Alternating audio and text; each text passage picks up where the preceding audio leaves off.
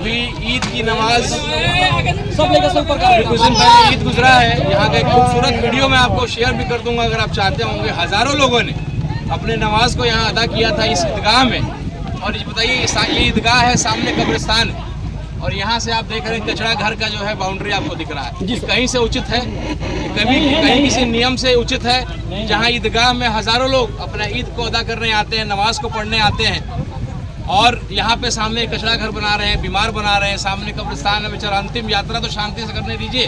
व्यक्ति बेचारा गुजर गया है, जो ऊपर जाने वाला है, अंतिम यात्रा है, वहाँ भी लोग अपना नाक पकड़ के आएंगे। ये कहीं से नियम संगत है, कहीं से समझदारी वाली बात है, बनना चाहिए। लेकिन आप किसी कोने को, किसी अलग जगह को चुनिए। ईदगाह के सामने आप कचरा घर बना रहे हैं।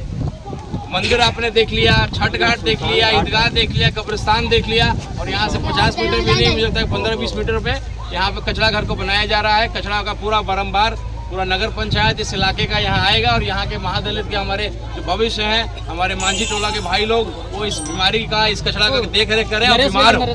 इस लड़ाई को हम लोग अंत तक लड़ेंगे और इस जो कचरा घर बन रहा है उसको हम लोग अम्बेडकर पार्क का रूप देंगे और ये जो सड़क है इसको अम्बेडकर पथ का रूप हम लोग देंगे। अम्बेडकर जी हम लोग को लड़ने और संघर्ष करने की ताकत देते हैं और उन्हीं के नाम से इस लड़ाई को जीत करके उनको समर्पित करेंगे।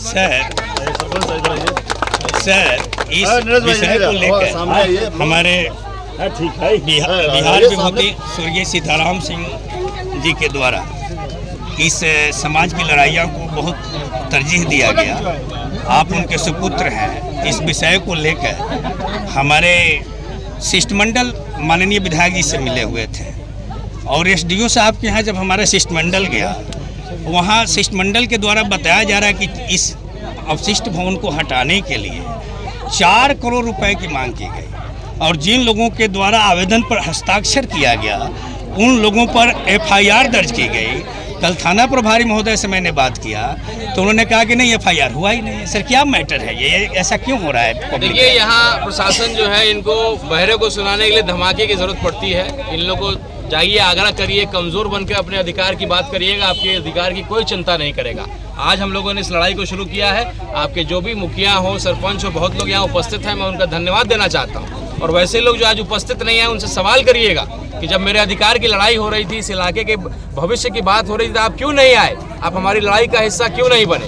जो भी यहाँ के जनप्रतिनिधि है, जिनको आप वोट देते हैं, जिनको आप इस उम्मीद से खड़े करते हैं कि जिताते हैं कि भाई हमारी लड़ाई लड़ेंगे, तो कहीं ना कहीं ऐसे तमाम लोगों को आज हम लोग आह्वान भी करते हैं कि आप इस लड़ाई को लड़िए, वरना आने वाला भविष्य जो है आपका खतरा में चला जाए। सिरहा नारायणी नदी की धार है, इसको पर्यटन स्थल बनाने के लिए 2021 में मैंने अनुमंडल पदाधिकारी महोदय को फाइल सौंपा। अभी तक उस पर कार्रवाई नहीं हुई, लेकिन कचरा भवन का निर्माण हो गया। 4 करोड़ की लागत से मैंने जहाँ जानकारी हुई है बन रहा है, उसमें अलग अलग बंदर बाट हुआ होगा, सब लोग अपने अपने काम में लग गए होंगे। गरीब को क्या मिलता है? गरीब की चिंता कौन करता है? हमारे पास एक जब शिष्टमंडल आया, रंजीत जी आए, इस इलाके के कई लोग आए, आकर के जब बताया तो मैंने बोला देखिए मैं किसी पद पे नहीं हूँ, लेकिन मैं आपकी लड़ाई को, संघर्ष में आपके साथ खड़ा रहूँगा। उसके लिए भूख हड़ताल करना होगा, दिल्ली जाना होगा, पटना जाना होगा, डीएम साहब के पास जाना होगा। हम लोग इस लड़ाई को लड़ेंगे। अब जब ये लड़ाई मजबूत हो रहा है तो निश्चित रूप से प्रशासन अब चिंतित होगी। हम लोग को जरूरत पड़ेगा तो हम कोर्ट में जाएंगे, केस करेंगे कि एनजीटी से लेकर के सारे नियमों को, जल जीवन हरियाली के नियम को, SC/ST एक्ट के नियम को, सबको ताक पे रख करके, जहाँ मंदिर है, ईदगाह है, पंचायत सरकार भवन है, विद्यालय अगल बगल में है, वहाँ पे आप कचरा घर बनाएंगे तो कहीं से भी न्याय संगत नहीं है, उचित नहीं है। इसकी लड़ाई की आज शुरुआत की है। इस लड़ाई को हम लोग सबके सहयोग से जीतेंगे।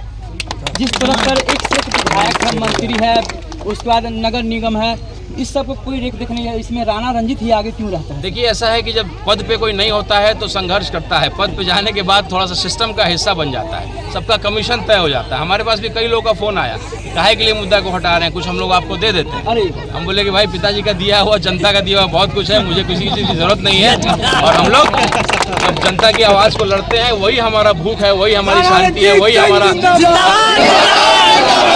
हमारे लिए यही धन है कि लोग हम पे विश्वास करते हैं कि आते हैं कि भाई राणा रंजीत के पास जाएंगे किसी मुद्दा को लेकर के, तो लोग हमारी आवाज़ को उठाएंगे, मजबूती से लड़ेंगे। एक विश्वास है, यही मेरा सबसे बड़ा धन है। मुझे पैसे की आवश्यकता नहीं, भगवान के आशीर्वाद से, पिताजी के आशीर्वाद से, आप लोग के आशीर्वाद से बहुत खुश है।